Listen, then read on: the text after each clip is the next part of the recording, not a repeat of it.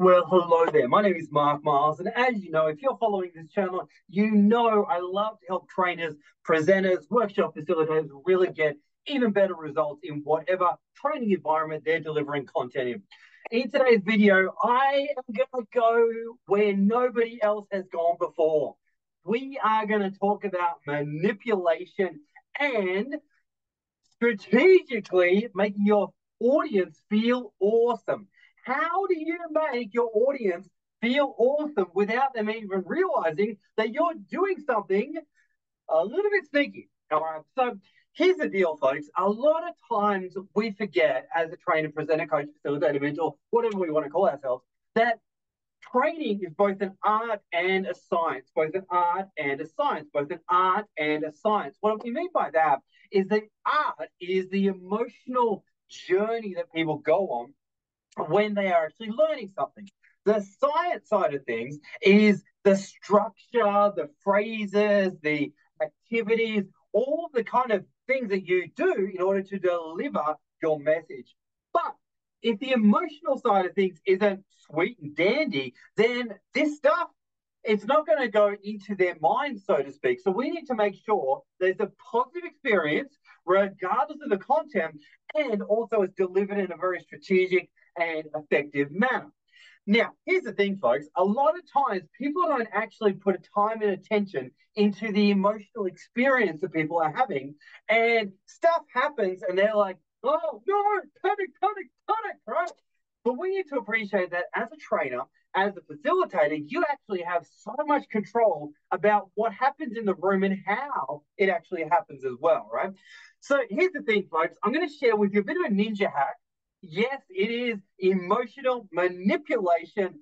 And yes, it is extremely overt, but covert at the same time. And I really feel bad sharing this on a video because suddenly everybody will know my secret magic trick. Oh, no, no. You guys will know the magic trick. Oh, crazy stuff, right? Now, here's the thing, folks. Once a magician reveals their trick, you can never watch them or sit in their workshop the same way ever again, right? So I hope that you are never seeing in one of my workshops. Well, maybe I do because I want to have you as a client absolutely and blow your mind in regards to what's possible. And if you want to find out more, make sure that you place a pre-order for my book that's coming out soon. But let's get into it, folks. If you want to emotionally manipulate your audience and make them feel good, well, let's take it into the realm of calling on people, calling on people. Because guaranteed, when you are delivering a workshop, there will be times when you are going around the room and you are calling on people to get them to share ideas and concepts and their experience. And maybe even you're going around the room and you're saying, Bill, what's the biggest thing you discovered or learned as we've just done X?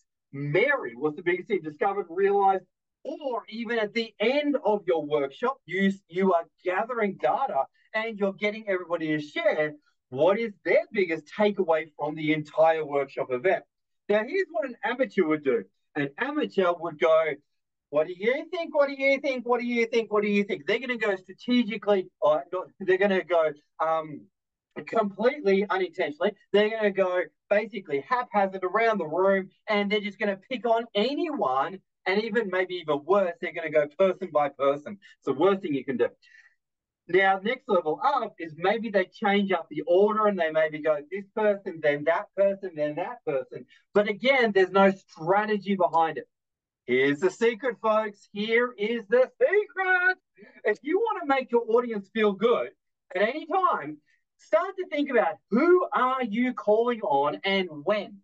Who are you calling on and when? Who are you calling on and when? Because here's the thing, folks, guaranteed, if you've been working with some individuals for a period of time, you will be able to pick who are the people that consistently answer in optimistic manner or positive manner. Such as, oh my gosh, this was an amazing experience. I loved it. You're the best trainer I've ever had. Or I love this, love this, love this, right? You're going to get people that absolutely love your content, super happy, super positive, and they're going to always be very optimistic.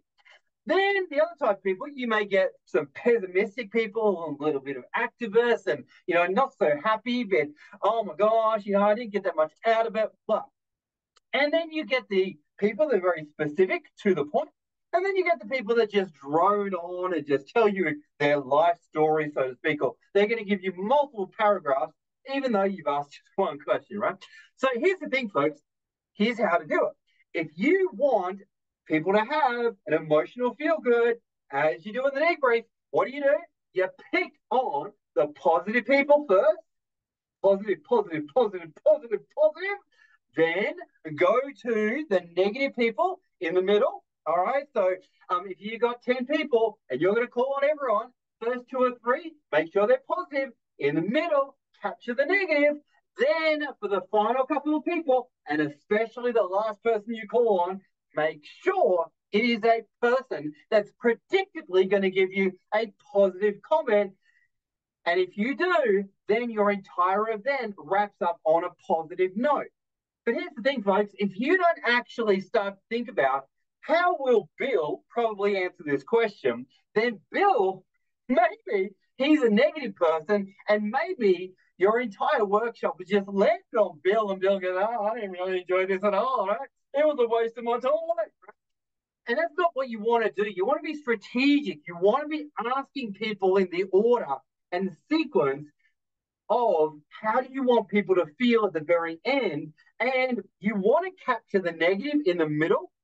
And yeah, it's like the sandwich feedback kind of thing, but people will remember the last thing that's said. They're not going to really focus too much on the negative, right? So if you got people that you want to hear, you want to put them at the very end or at the beginning, people that drone on or people that give you negative answers or answers that are not so helpful, just whack them in the middle, and then everybody forgets it, and then you land on a positive, right? So if you ever see me in a workshop, guaranteed I'm going to be calling on particular people at a particular time because I can predict the kind of answers they're going to give. And it is so much fun when you start to do this because you can craft an amazing emotional experience for your learners, and people go, oh, huh, oh, oh, and they're sharing. They're not even realizing why they've been picked at a particular order, particular time, and it's all strategic. Thanks so much for watching, team. Hope you got some value out of the video. Make sure anything ever you do in a workshop is strategic and done for intentional purposes so that you can speak to many, remember, and have an even bigger impact in the training room. Thanks for watching, team, and we'll see you on the next video. Don't tell anyone the secret. Please don't. See you on the next one.